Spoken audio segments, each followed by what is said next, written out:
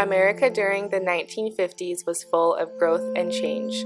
Women's roles revolutionized, new inventions were discovered, yet at the same time, racial tensions were getting worse and worse. Anti-slavery whites and African Americans believed that the Emancipation Proclamation during the Civil War would end slavery and encourage equality for all races. Unfortunately, this assumption was incorrect. Many Southern states continued to do whatever they could to disenfranchise Black people, for example, by implementing their hateful views into Southern legislature. Many Southern courts believed that government could not control private individuals over matters of race, so the federal government could not force a shop or bar owner to desegregate. This helped to establish the principle of separate but equal, which was upheld by later court rulings in cases such as Plessy versus Ferguson. After the separate but equal doctrine, America began to see the spread of what were known as Jim Crow laws, which continued racial segregation in public facilities. To combat these views, in 1954, the U.S. Supreme Court put down the separate but equal doctrine that allowed forms of discrimination. Activists began to protest against public segregation and fought for equal rights for African Americans and white people. Historical figures such as Martin Luther King Jr. and Rosa Parks greatly contributed to this enlightenment during the Civil Rights Movement. They led others to join them in nonviolent forms of protest for equality. Their efforts began to pay off, and the 13th, 14th, and 15th Amendments passed in the late 1860s legally put an end to slavery. Also, these amendments declared that every African American born in the U.S. was a U.S. citizen and allowed all African Americans to vote. Yet, this voting right was still challenged by poll taxes and literacy tests. But African Americans pressed on, and the Equal Employment Opportunity Commission, or EEOC, was created in 1964 to enforce laws prohibiting discrimination based on race, color, religion, sex, national origin, disability, or age in hiring, promoting, firing, setting wages, testing, training, and all other terms and conditions of employment. The Civil Rights Act took a large step in ensuring that special treatment was not given to a person of a specific race. Section 703A made it unlawful for an employer to fail or refuse to hire or to discharge any individual, or otherwise to discriminate against any individual with respect to his compensation, terms, conditions, or privileges or employment because of such individual's race, color, religion, sex, or national origin. The Civil Rights Act led to increased focus on other issues, and new protests over the desegregation of public facilities, such as schools. Brown v. Board of Education, a case that was given the name to include 5 separate U.S. Supreme Court cases, were all concerned over the segregation in schools. The case declared that establishing separate public schools based on race was unconstitutional.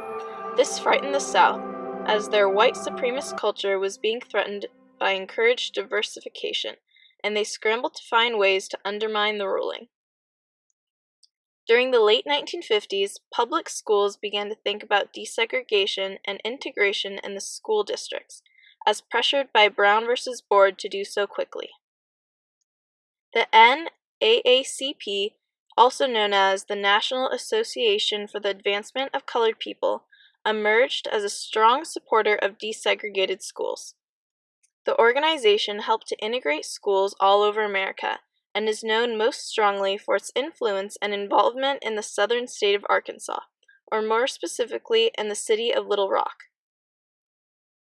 Central High School, located in Little Rock, an all-white public high school, was off-limits for Black students even after Brown v.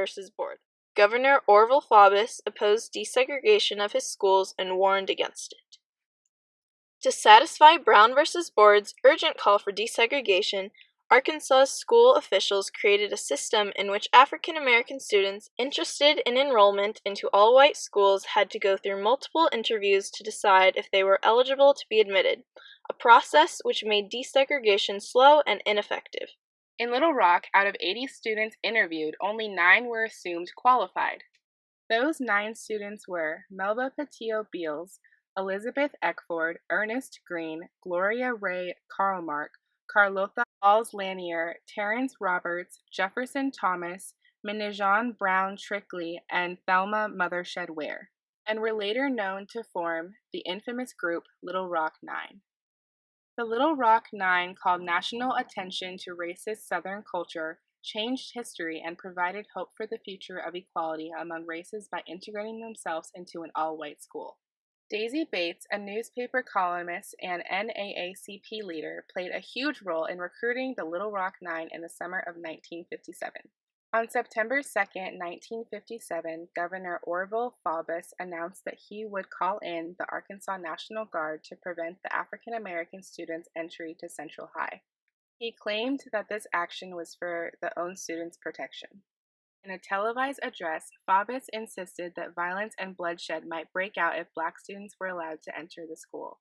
Following day, the Mothers League held a sunrise service at the school as a protest against gradual integration. That same day, federal judge Richard Davises issued a ruling that desegregation would continue as planned the next day. As the federal and state government continued to argue over the matter, 8 of the Little Rock Nine pressed on and arrived at Central High School to be enrolled on September 4, 1957 for their first day of school.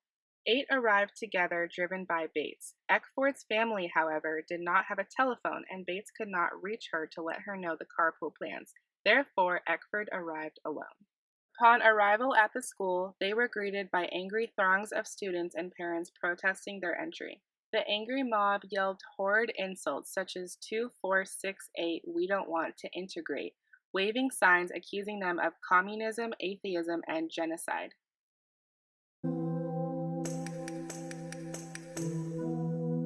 The question I usually get asked is, were we scared?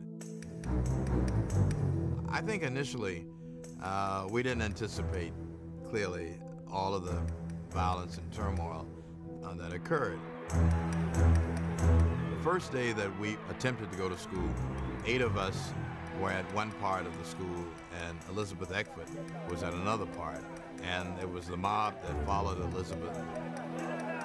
Then you begin to feel that this was a very hostile, violent group of people. Even at that point, I told myself if we didn't go through with it, didn't attend Central and backed out, it would just reinforce the view that the African American community in Little Rock wasn't interested in making a change in things. The psychology behind the crisis was fighting. The integration made them hopeful for the future, although they were damaged psychologically by the names and abuse they had to endure. The crowd spat on them and physically blocked them from entering. Not only did the protesters prevent the students from entering, but the Arkansas National Guard, sent by Governor Faubus, with orders to surround the building and prevent the students from entering. Armed troops preventing black students from going to the school made a huge scene and appeared in international news. After hearing the news, Eisenhower met with Faubus, warning him to stop impeding justice. When Faubus refused to back down, President Eisenhower was infuriated and removed the Arkansas National Guard from state control and called in 1,000 federal troops from the 101st Airborne Division to Little Rock for the protection of the 9 African American students, making him the first president to ever call in federal troops for the protection of African Americans and their rights. The students had an extremely rough time at the school and were subject to mass amounts of bullying and demonstrations of hatred. Came here today, he says, to apologize to Minnie Jean for an altercation in the cafeteria. What happened? Oh, I just went in the cafeteria and I'd sort of been dared by other kids, to retaliate for Minnie Jean for having poured chili on someone's head earlier, and so I did it, but it was not done out of hate. What was it done out of? It was just done out of ignorance. Mm-hmm. Of not understanding her plight. Mm-hmm. And or the plight of all of them. The troops escorted the students through the mob on their first day of school on September 25th, 3 weeks after the school opened, and continued to do so thereafter each and every day. All of the students were harassed daily, and Ernest Green was the only one of the 9 to graduate from Central High School. These 9 courageous students made history and changed America. The crisis in Little Rock called national attention to desegregation of schools, and the students made themselves well known for their service to the efforts for equality. Each student grew up and made a life for themselves after being a part of the Little Rock Nine. Elizabeth Eckford joined the Army. Green served as a secretary of the Federal Department of Labor under President Jimmy Carter. Brown worked as a deputy in the workforce, and Patillo was a reporter for NBC. All of the Little Rock Nine served as important historical figures of the civil rights and were each rewarded. 1958, a year after the integration of Central High School, Governor Orville decided to close all public high schools in Little Rock due to the integration. All students of the Little Rock Nine finished their education elsewhere around the country. Little Rock high schools reopened August 1959. Little Rock Nine received the Congressional Medal of Honor in 1998, and their bravery continues to amaze us today.